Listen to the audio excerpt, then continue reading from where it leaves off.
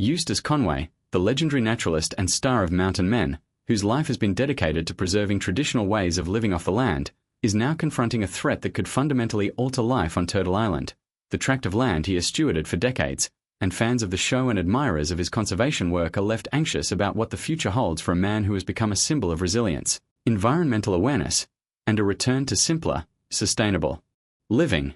Known for his deep knowledge of wildlife, survival skills, and his unwavering commitment to teaching others about nature, Conway has spent a lifetime cultivating Turtle Island as both a personal refuge and an educational haven, demonstrating how humans can coexist with the natural world without destroying it. Yet now, forces beyond his control, whether legal battles, environmental hazards, development pressures, or governmental regulations, threaten to dismantle the very sanctuary that he has painstakingly built and protected.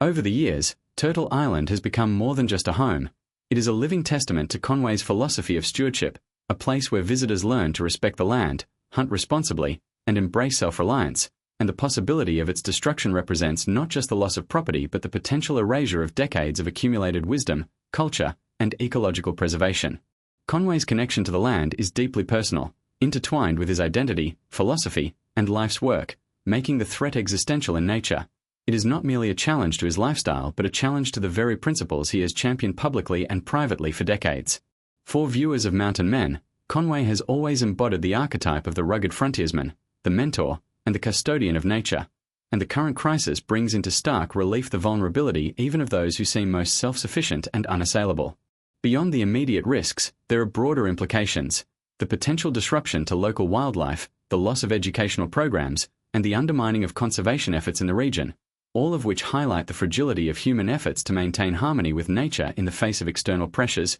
bureaucracy, or environmental change. The story also underscores the tension between modern society and traditional ways of life, where even someone as knowledgeable and dedicated as Conway can find their livelihood, philosophy, and home imperiled by forces that often prioritize short-term gain over sustainability, echoing larger debates about land use, preservation, and the human impact on ecosystems. Fans and environmental advocates alike are watching closely, concerned not just about the fate of Turtle Island but about the precedent it sets for other individuals and communities striving to live sustainably, to protect land from overdevelopment, and to teach future generations the value of ecological stewardship. Conway's predicament is a powerful reminder that the dedication, courage, and expertise required to live in harmony with nature are not always enough to shield one from legal, social, or environmental threats, and it highlights the precarious balance between human ambition, conservation, and the external forces that can disrupt both. For Eustace Conway, every tree, animal, and patch of soil on Turtle Island represents a lifetime of work,